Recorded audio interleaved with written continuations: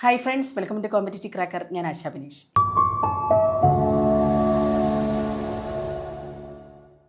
ഇന്ന് ഞാൻ വന്നിരിക്കുന്നത് സെറ്റ് എക്സാമിന് കഴിഞ്ഞ കുറേ വർഷത്തെ ക്വസ്റ്റ്യൻ പേപ്പർ എടുക്കുമ്പോൾ നമുക്ക് അതിനകത്തെ GK പാർട്ട്, പേപ്പർ 1 പാർട്ട് ഒന്ന് അനലൈസ് ചെയ്ത് നിങ്ങളോട് പറയുക എന്നുള്ളതാണ് ഇന്ന് ഞാൻ ചെയ്യുന്നത്. അപ്പോൾ ഈ ഒരു വീഡിയോ എന്ന് പറഞ്ഞാൽ കുറച്ച് ലോങ് ആയിരിക്കും. അപ്പോൾ നിങ്ങൾ മനസ്സിലാക്കേണ്ട ഒരു കാര്യമുണ്ട്, പേപ്പർ 1 അത്ര വലിയ പ്രയാസമുള്ളതൊന്നുമല്ല. പഠിക്കേണ്ടത് പഠിക്കുക. ഇനി അടുത്തതെന്ന് വെച്ച് കഴിഞ്ഞാൽ ലാസ്റ്റ് മൊമെൻ്റാണ്. ഹറിബറി ആയിട്ട് പഠിക്കുമ്പം പലപ്പോഴും എന്താണ് ഇത് ഓർത്തിരിക്കുന്ന ഒരു കണക്റ്റഡ് വേയിൽ പഠിക്കുക. രണ്ട് ടോപ്പിക്ക് ഞാൻ നിങ്ങളെങ്ങനെ കണക്റ്റ് ചെയ്യണം എന്ന് പറഞ്ഞു തരാം. ഇനിയും അതേപോലെ മുന്നോട്ട് പോവുകയാണെങ്കിൽ നിങ്ങൾക്ക് കുറച്ചുകൂടെ പഠനം എളുപ്പമാകും. ഇന്നത്തെ കുറച്ച് വർഷങ്ങളിലെ പേപ്പർ 1 അനാലിസിസ് ആണ് നമ്മൾ ഇന്നത്തെ വീഡിയോയിൽ ചെയ്യുന്നത്. തീർച്ചയായിട്ടും ഈ ഒരു ഏരിയാസ് എന്ന് പറയുന്നത് റിപ്പീറ്റഡ് ഏരിയാസ് ആണ്, നിങ്ങൾക്ക് ഉപകാരപ്രദമാകും. അതോടൊപ്പം തന്നെ മറ്റൊരു കാര്യം പറയട്ടെ, ഇതിൻ്റെ കംപ്ലീറ്റ് ഡീറ്റെയിൽഡ് ആയിട്ട് തന്നെ ഞാനിങ്ങനെ ഒരു ഓർഡറിൽ എടുക്കുന്ന ക്ലാസ്സുകൾ നമ്മുടെ ക്രാഷ് കോഴ്സിന് സ്റ്റാർട്ട് ചെയ്യാണ്. ബൂസ്റ്റർ ബാച്ച് എന്ന് പറയുന്ന ക്ലാസ് ഉണ്ട്. അവിടെ നിങ്ങൾക്ക് പേപ്പർ 1 കംപ്ലീറ്റ് ക്ലാസ്സുകളും ലഭിക്കുന്നതായിരിക്കും. GK പേപ്പേഴ്സിൻ്റെ അനാലിസിസ് അതിൻ്റെ പ്രോപ്പറായിട്ട് വെയിൽ പഠിക്കേണ്ട രീതികളിലായിരിക്കും നമ്മൾ പറഞ്ഞു തരുന്നത്. അപ്പോൾ മറന്നു പോകേണ്ട, ആ കോഴ്സിനെ പറ്റി അറിയാനായിട്ട് ഞാൻ നമ്പർ ഇവിടെ കൊടുത്തിരിക്കാം. 9746455514 ഈ നമ്പറിലൊന്ന് കണക്ട് ചെയ്യാം. അപ്പോൾ നമുക്ക് വീഡിയോയിലേക്ക് പോകാം. ഫസ്റ്റ് ടോപ്പിക്ക് ഞാൻ ചൂസ് ചെയ്തിരിക്കുന്നത് ഇൻ്റർനാഷണൽ എൻവയോൺമെൻറ്റൽ ഇവൻറ്റ്സ് ആണ്. ഓക്കെ, അപ്പോൾ എന്ത് ടോപ്പിക്കാണ്? എൻവയോൺമെൻറ്റലാണ്. ഇവൻറ്റ്സ് എന്ന് പറയുമ്പം എൻവയോൺമെൻ്റ് ആണ് ഞാനിവിടെ കൊടുത്തിരിക്കുന്നത്. എന്താണ് എൻവയോൺമെൻറ്റിൻ്റെ പ്രത്യേകത? റിപ്പീറ്റഡ് ഏരിയ ആണ്. എല്ലാ പരീക്ഷയ്ക്കും ഡാം ഷുവറാണ് ഇതിലേതെങ്കിലും ഒരു കോൺഫറൻസ്, അതായത് ഭൂമി അല്ലെങ്കിൽ ഭൂമിയുടെ സംരക്ഷണം എന്ന് പറയുന്ന ഈ ഒരു കാര്യങ്ങളെപ്പറ്റി എപ്പോഴും ഒരു ക്വസ്റ്റ്യൻ ഉറപ്പാണ്. അതിന് എന്താ പഠിക്കേണ്ടത്? അത് എവിടെ നടന്നു? അതിനെന്തെങ്കിലും ലക്ഷ്യങ്ങളുണ്ടായിരുന്നോ? നമ്മൾ ഇന്ത്യ പങ്കെടുത്തതാണെങ്കിൽ അവിടെ ഒരു പ്രാധാന്യം ഉണ്ടാകും. അതുമായി ബന്ധപ്പെട്ട് എന്തെങ്കിലും തീമുകൾ വരുന്നുണ്ടോ? UN ഇവിടെ കണക്ട് ചെയ്യുന്ന പോയിൻറ്റ്സ് പ്രാധാന്യത്തോടെ നോക്കുക. ഇപ്പം നമുക്കറിയാം, ഒരു 72-ന് മുമ്പൊന്നും ലോകം ഇത്രയധികം ഒന്നും പരിസ്ഥിതിയെക്കുറിച്ച് സീരിയസ് ഒന്നും ആയിരുന്നില്ല. വ്യവസായങ്ങളൊക്കെ വർദ്ധിച്ചു, മലിനീകരണം കൂടി, അപ്പോൾ വനങ്ങളൊക്കെ നശിക്കുകയുണ്ടായി. അപ്പോൾ ലോകം ഒന്നിച്ച് ആദ്യമായിട്ട് എന്ത് പറഞ്ഞു? ഇനി ഭൂമിയെ സംരക്ഷിക്കണം, അല്ലേ? അങ്ങനെ വരുന്ന ആദ്യത്തെ ഒരു ഒത്തുകൂട്ടായ്മയാണ് എന്തെന്ന് പറയുന്നത് 1972 നടക്കുന്ന സ്റ്റോക്ക്ഹോം കോൺഫറൻസ് എന്ന് പറയുന്നത്. മനസ്സിലായോ? ഇതിന് പ്രത്യേകതയുണ്ട്. ആദ്യത്തെ വലിയ ആഗോള പരിസ്ഥിതി സമ്മേളനമാണിത് വരുന്നത്, അല്ലേ?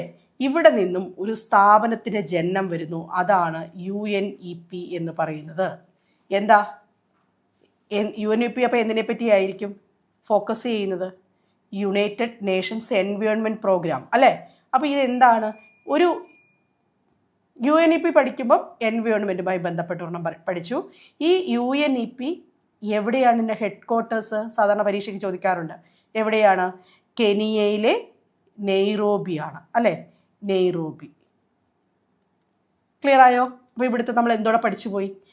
ഒരു UN സംഘടനയും കൂടെ പഠിച്ചുപോയി. അടുത്തത് ജൂൺ 5 വേൾഡ് എൻവയോൺമെൻറ്റ് ഡേ. എവിടെ തൊട്ട് സ്റ്റാർട്ട് ചെയ്യുന്നു? ഈ ഒരു മീറ്റിംഗ് തൊട്ട് സ്റ്റാർട്ട് ചെയ്യുകയാണ്. അപ്പോൾ അവിടുത്തെ കറണ്ട് അഫയേഴ്സ് ക്വസ്റ്റ്യൻ എന്താ പഠിക്കേണ്ടത്? ഈ വർഷത്തെ ജൂൺ 5 തീം എന്തായിരുന്നു? മനസ്സിലായോ? കറണ്ട് അഫയേഴ്സും അവിടെ ക്ലബ് ചെയ്യുക. അടുത്തത് പ്രധാനപ്പെട്ട പോയിന്റ്, വീണ്ടും ഒരു 20 വർഷം എടുത്തു. 20 വർഷം 20 വർഷം എടുത്തു കഴിഞ്ഞപ്പം 20 വർഷത്തെ എന്ത് വന്നു? ഒരു ഗ്യാപ്പ് വന്നു. ഈ 20 വർഷത്തെ ഗ്യാപ്പിൽ ലോകം വീണ്ടും ഒത്തുകൂടി. ഇപ്പം പ്രശ്നം മലിനീകരണമായിരുന്നില്ല, വേറെ കുറേ കാര്യമായിരുന്നു, സസ്റ്റൈനബിൾ ഡെവലപ്മെൻറ്റ്. അപ്പോൾ 20 വർഷം കഴിഞ്ഞ് ലോകം വീണ്ടും ഒരുമിച്ച് കൂടി. 20 വർഷത്തിന് ശേഷമാണ് അടുത്ത മെയിൻ ഇത് വരുന്നത്. 20 വർഷത്തിന് ശേഷം അടുത്ത വീണ്ടും ലോകം ഒരുമിച്ച് കൂടി. കൂടുതൽ ആവർത്തിച്ചിട്ടുള്ള സെറ്റിലെ ക്വസ്റ്റ്യൻ പേപ്പറിൽ ഇതാണ്. റിയോ എർത്ത് സബ്മിറ്റ് ആണ്. 20 വർഷം 72 to 92 വന്നു. അപ്പോൾ അവിടെ ലോകം ഒത്തുകൂടിയപ്പം അവിടെ വീണ്ടും ഏറ്റവും പ്രധാനപ്പെട്ട 20 വർഷം കഴിഞ്ഞിട്ടുള്ള, ഇതിനിടയ്ക്ക് സബ്മിറ്റുകളൊക്കെ ഉണ്ട്, പക്ഷേ ഏറ്റവും പ്രധാനപ്പെട്ട ഒരു സബ്മിറ്റിനെ പറ്റിയാണ് പറയുന്നത്. ആ സബ്മിറ്റിൽ വരുമ്പോൾ ലോകത്തിലൊരു തീരുമാനം എന്ന് പറഞ്ഞാൽ സസ്റ്റൈനബിൾ ഡെവലപ്മെൻറ്റ് എന്ന് പറയുന്ന പോർഷനിലായിരുന്നു. സസ്റ്റൈനബിൾ, മലിനീകരണം മാത്രമല്ല പ്രശ്നമായിട്ടുള്ളത്, സസ്റ്റൈനബിൾ ഡെവലപ്മെൻറ്റിലേക്ക് വന്നു, അല്ലേ? അപ്പം അവിടെ ഒരു അജണ്ട 21 വരുന്നുണ്ട്. പ്രധാനപ്പെട്ട കുറച്ച് കാര്യങ്ങൾ നടക്കുന്നുണ്ട്. അപ്പോൾ വർഷം ചോദിക്കും, പ്രധാനമായിട്ട് എടുത്ത തീരുമാനങ്ങൾ കോൺഫറൻസിലെ ചോദിക്കും. ഇനി അടുത്ത നോക്കിക്കേ, ക്യോട്ടോ പ്രോട്ടോകോൾ. ഇതും ഒരുപാട് തവണ നിങ്ങൾക്ക് ആവർത്തിച്ചതാണ്. 97 നടന്ന ഒരു സമ്മേളനം.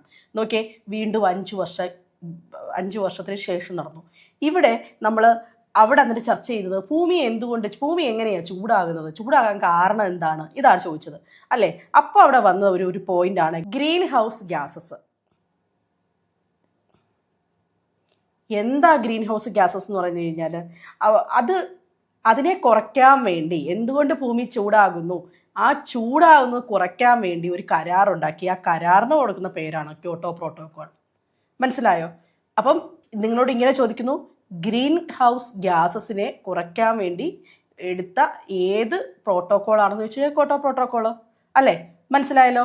ഇനി അടുത്തത് എന്താ? Paris agreement. പാരീസ് എഗ്രിമെന്റ് 2015 വരുന്നത്. പാരീസ് എഗ്രിമെന്റിൽ പറഞ്ഞു ഗ്ലോബൽ വാർമിംഗ് ഇങ്ങനെ പോയി കഴിഞ്ഞു കഴിഞ്ഞാൽ ക്ലൈമറ്റ് ചേഞ്ച് വലിയ പ്രശ്നമാണ്. അപ്പോൾ ഗ്ലോബൽ വാർമിംഗ് എന്ന് പറയുന്നത് എന്താണ്? 2 ഡിഗ്രി സെൽഷ്യസിൽ താഴെയാവണം അല്ലേ. പറ്റുമെങ്കിൽ 1.5 ഡിഗ്രി സെൽഷ്യസിൽ എത്തണം. അങ്ങനെയാണെന്നുള്ള ഒരു എഗ്രിമെൻ്റ് ആണ് പാരീസ് എഗ്രിമെൻറ്റ്. ക്ലിയർ ആയോ? Paris agreement. അപ്പം ഓരോ എഗ്രിമെൻറ്റും നമ്മൾ മനസ്സിലാക്കി, ആ എഗ്രിമെൻറ്റിന് എന്താണ് വേണ്ടതെന്ന് മനസ്സിലാക്കി അല്ലേ. പാരീസ് എഗ്രിമെൻറ്റ് എന്താണ്, അതിൻ്റെ പ്രത്യേകത എന്താണ് നമുക്ക് മനസ്സിലാക്കി. അപ്പം എർത്തുമായിട്ട് ബന്ധപ്പെട്ട, എൻവയോൺമെൻറ്റുമായി ബന്ധപ്പെട്ട എന്തൊക്കെ കാര്യങ്ങൾ പഠിക്കണമെന്ന് പറഞ്ഞു? ഡേയ്സ് പഠിക്കണമെന്ന് മനസ്സിലാക്കി, തീംസ് പഠിക്കണമെന്ന് മനസ്സിലാക്കി അല്ലേ. പിന്നെ സമിറ്റുകൾ പഠിക്കണം. ഉറപ്പിച്ചോ, ഈ ഏരിയ 1 മാർക്ക് നിങ്ങൾക്ക് നേടിത്തരുന്നതാണ്. ഞാൻ റിപ്പീറ്റ് ചെയ്ത 4 ക്വസ്റ്റ്യൻസ് ആണ് കാണിച്ചത്. അടുത്തത് നിങ്ങൾ പഠിക്കാൻ പോകുന്ന കമ്മിറ്റീസിനെ പറ്റി. എന്തായാലും ഈ കമ്മിറ്റീസ് നിങ്ങൾ പഠിക്കണം. അപ്പോൾ ഈ ഒരു കമ്മിറ്റി എന്ന് വെച്ച് കഴിഞ്ഞാൽ എന്തിനു വേണ്ടി വന്നു എന്ന് നമുക്ക് മനസ്സിലാക്കി കഴിഞ്ഞാൽ അതിൻ്റെ കാര്യങ്ങൾ ഏറ്റവും എളുപ്പം പഠിക്കാൻ പറ്റും അല്ലേ. അതായത് ആദ്യത്തത് സക്കീർ ഹുസൈൻ കമ്മിറ്റി. ഗാന്ധിജി ഒരു ബേസിക് എഡ്യൂക്കേഷൻ അല്ലെങ്കിൽ നൈ താലീം എന്ന് പറയുന്ന ഒരു കാര്യമൊക്കെ പറഞ്ഞിട്ടുണ്ടായിരുന്നു. അതായത് പഠനം പുസ്തകത്തിൽ മാത്രം ഒതുങ്ങരുത്, കൈകൊണ്ട് ജോലി ചെയ്ത് പഠിക്കണമെന്ന് പറഞ്ഞിട്ടുണ്ടായിരുന്നു. ഇത് പ്രാക്ടിക്കൽ സിലബസിൽ ആര് തയ്യാറാക്കിയെന്ന് ചോദിച്ചു കഴിഞ്ഞാലാണ് ഈ സക്കീർ ഹുസൈൻ കമ്മിറ്റിയുടെ ഒരു അവയർനെസ് വരുന്നത് അല്ലേ. അപ്പം വർദ്ധ സ്കീം അല്ലെങ്കിൽ ബേസിക് എഡ്യൂക്കേഷൻ എന്ന് കേട്ടാൽ നമുക്ക് ഓർമ്മ വരേണ്ടത് സക്കീർ ഹുസൈൻ കമ്മിറ്റിയാണ്. അപ്പോൾ ഒരു കമ്മിറ്റി പഠിക്കുന്ന വെറുതെ കാണാതെ പഠിച്ചാൽ പോരാ, ആ കമ്മിറ്റിയുടെ പ്രയോജനം എന്താണെന്ന് പഠിക്കുക അല്ലേ. അടുത്തത് എന്താ? ഹർട്ടോഗ് കമ്മിറ്റി. ഹർട്ടോഗ് കമ്മിറ്റിയുടെ പ്രത്യേകത എന്താ? ഒരു സ്കൂളിൽ കുറച്ച് കുട്ടികൾ അഡ്മിഷൻ എടുക്കുന്നു, അത് കഴിഞ്ഞ് അവർ പഠനം നിർത്തുന്നു. അപ്പോൾ കുട്ടികളിൽ വരുന്നതല്ല പ്രധാനം, തുടരുന്നത് പ്രധാനമാണെന്ന് നമ്മൾ മനസ്സിലാക്കി അല്ലേ. അപ്പം ആ പ്രൈമറി എഡ്യൂക്കേഷൻ്റെ ക്വാളിറ്റി, അവരുടെ വേസ്റ്റേജ്, ഡ്രോപ്പ് ഔട്ട് തുടങ്ങിയവയൊക്കെ ബേസ് ചെയ്തിട്ടുള്ള ഒരു കമ്മീഷനാണ് ഹർട്ടോഗ് കമ്മീഷൻ എന്ന് പറയുന്നത്. അപ്പോഴും ഞാൻ പറഞ്ഞു കമ്മിറ്റി എങ്ങനെ പഠിക്കണമെന്ന് പറയുന്നു. ആരൊക്കെയാണ് കമ്മിറ്റിയെ നയിക്കുന്നത്, വർഷങ്ങൾ ഏതാണ്, വെറുതെ കാണാതെ പഠിക്കരുത്, വർഷങ്ങൾ ഏതാണ്, കമ്മിറ്റിയുടെ പ്രധാനപ്പെട്ട ലക്ഷ്യങ്ങൾ പഠിക്കുക. അതുപോലെ തന്നെയാണ് കോത്താരി കമ്മീഷൻ ഒരുപാട് പ്രാവശ്യം ചോദിച്ചിട്ടുള്ളതാണ്. അടുത്തത് മുതലിയാർ കമ്മീഷൻ ചോദിച്ചിട്ടുള്ളതാണ്. എന്താ മുതലിയാർ? SSLC കഴിഞ്ഞാൽ എല്ലാവരും ഒരേ വഴി പോകണോ? ഇല്ല. സയൻസ്, ചിലർക്ക് കൊമേഴ്സ് എടുക്കാൻ പറ്റും അല്ലെ, ചിലർക്ക് വൊക്കേഷണൽ സ്കിൽ എടുക്കാൻ പറ്റും. അങ്ങനെ സെക്കൻഡറി ലെവലിൽ വെറൈറ്റി എടുത്തെങ്കിൽ മാത്രമേ കാര്യമുള്ളൂ. അതാണ് മുതലിയാർ കമ്മീഷൻ. ബേസിക്കലി പറയുകയാണെങ്കിൽ അതാണ് മുതലിയാർ കമ്മീഷൻ. സെക്കൻഡറി എഡ്യൂക്കേഷൻ അത് ഡൈവേഴ്സിഫൈഡ് ആയിരിക്കണം, അത് വൊക്കേഷണൽ എഡ്യൂക്കേഷൻ ആയിരിക്കണം എന്ന് പറഞ്ഞ ഒരു കാര്യമാണ് അല്ലേ മുതലിയാർ കമ്മീഷൻ എന്ന് പറയുന്നത്. ഇനി കോത്താരി കമ്മീഷൻ എന്താ പറഞ്ഞേക്കുന്നത്? ഇന്ത്യയിലെ വിദ്യാഭ്യാസത്തിൻ്റെ മാസ്റ്റർ പ്ലാൻ ആരാണെന്ന് ചോദിച്ചു കഴിഞ്ഞാൽ ആൻസർ കോത്താരി കമ്മീഷനാണ് അല്ലേ. കോത്താരി കമ്മീഷൻ എന്താ പറയുന്നത്? 10+2+3 എന്ന് പറയുന്ന സിസ്റ്റം ഇൻട്രൊഡ്യൂസ് ചെയ്തത് കോത്താരി കമ്മീഷനാണ്. Common school system, education for national development, 6% GDP for education, equal opportunity, ഇങ്ങനെയുള്ള എല്ലാ പോയിന്റും ഈ കോത്താരി കമ്മീഷൻ്റെ ഭാഗത്ത് വരും. അപ്പോൾ കമ്മീഷൻ പഠിക്കേണ്ടത് ഇമ്പോർട്ടൻ്റ് ആണ്. 1 മാർക്ക് ഉറപ്പാണ്. 1 or 2 മാർക്ക് കിട്ടുന്ന ഒരു പോർഷനാണ് കമ്മീഷൻ എന്ന് പറയുന്നത്. കമ്മീഷൻ കുറച്ചുകൂടി ഡീറ്റെയിൽഡ് ആയിട്ട് തന്നെ നിങ്ങൾ പഠിക്കേണ്ടതാണ്. അപ്പം എന്താണ് റിപ്പീറ്റഡ് ആയിട്ട് ചോദിച്ചിട്ടുള്ള കമ്മീഷൻ? ഈ 4 കമ്മീഷൻസ് റിപ്പീറ്റഡ് ആയിട്ട് തന്നെ ചോദിച്ചിട്ടുണ്ടേ. അടുത്തത് ഫേമസ് പേഴ്സണാലിറ്റീസ് ആണ്. ഇത് നിങ്ങൾക്ക് ഒരു ദിവസത്തിൽ ഒരു 20-30 മിനിറ്റ് ഉണ്ടെങ്കിൽ നിങ്ങൾക്ക് ഈ ടോപ്പിക്ക് കംപ്ലീറ്റ് ചെയ്യാം.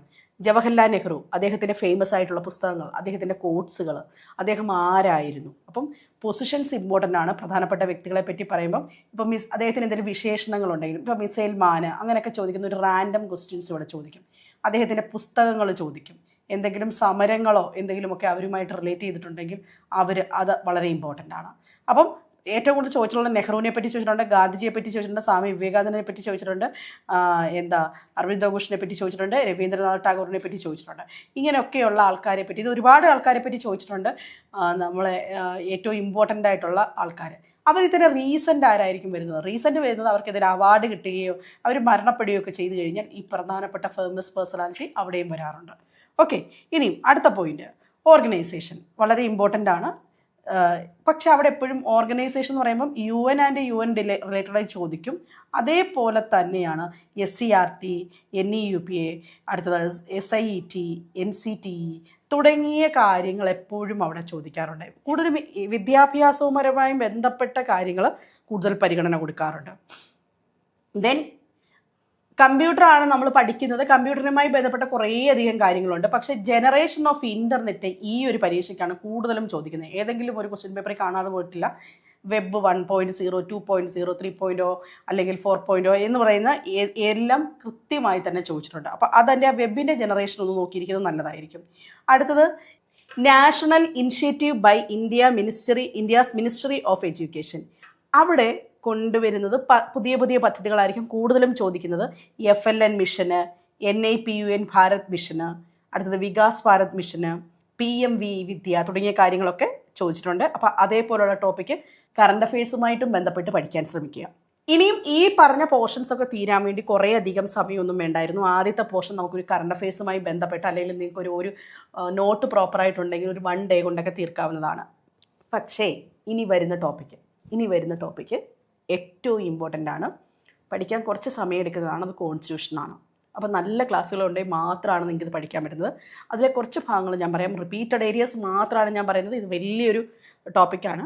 അതിൽ 42nd amendment, 61 amendment, 54th amendment, 63rd amendment ഇതൊക്കെ കൂടുതലും എഡ്യൂക്കേഷനുമായിട്ടൊക്കെ ബന്ധപ്പെട്ടതും ഒക്കെ ആയിട്ടുള്ളത് റിപ്പീറ്റ് ചെയ്ത് അമെൻമെൻറ്റ്സ് ചോദിക്കാറുണ്ട്. അപ്പം അമെൻമെൻറ്റ്സ് ഓഫ് കോൺസ്റ്റിറ്റ്യൂഷൻ ഇമ്പോർട്ടൻ്റ് ആണ്.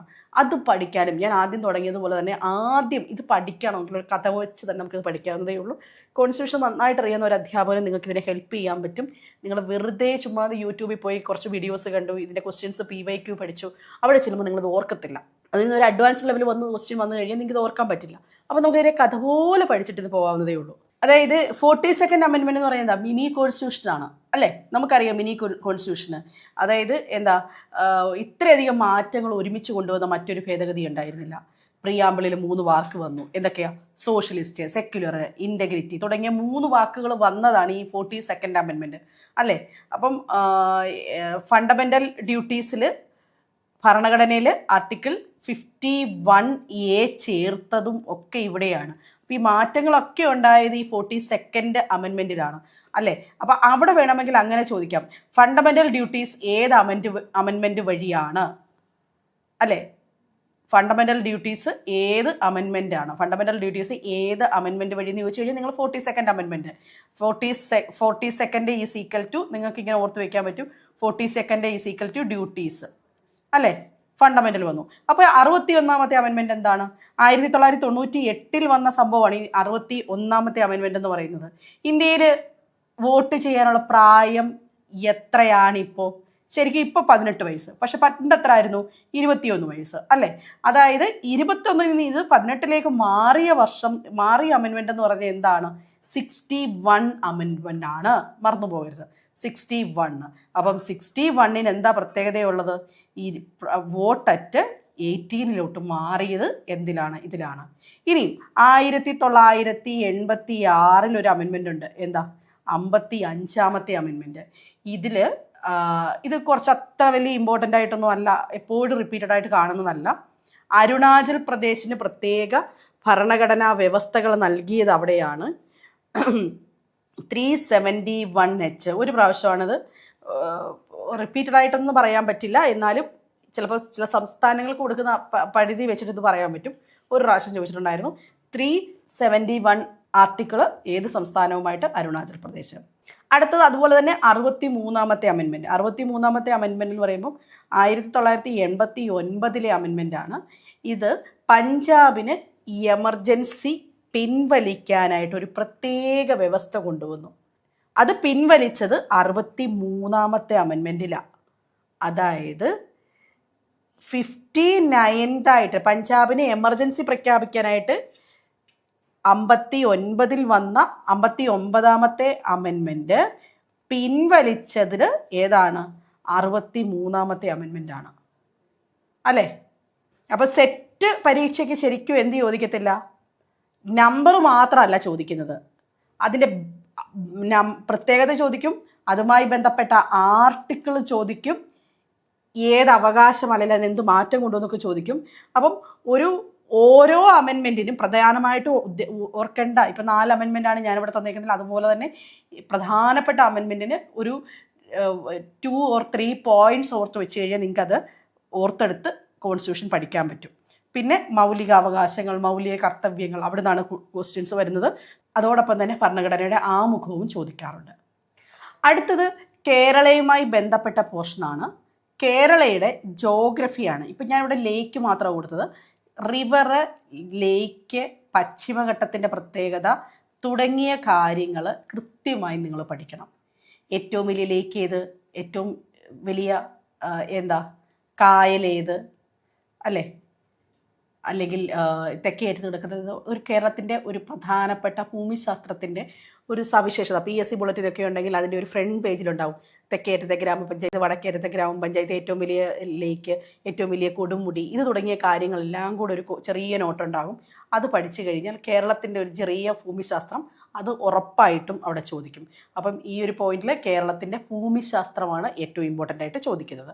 ഇനി നോക്കിക്കേ, അവാർഡുകൾ, ഫേമസ് അവാർഡുകൾ. അപ്പോൾ അതെപ്പോഴും നോക്കുക. ഈ ഉദാഹരണമാണ് Magsaysay award, world food prize, Nobel prize, right livelihood award തുടങ്ങിയ കാര്യങ്ങൾ. അപ്പം ഈ ഒരു അവാർഡുകൾ പ്രധാനമായിട്ടും വേൾഡ് ഫേമസ് അവാർഡുകൾ, പ്രത്യേകിച്ച് സയൻസായിട്ടും ബന്ധപ്പെട്ട അവാർഡുകൾ ഉറപ്പായിട്ടും തന്നെ ചോദിക്കുക. ദെൻ ഞാൻ പറഞ്ഞു വന്ന ബാച്ച് ഇതാണ്.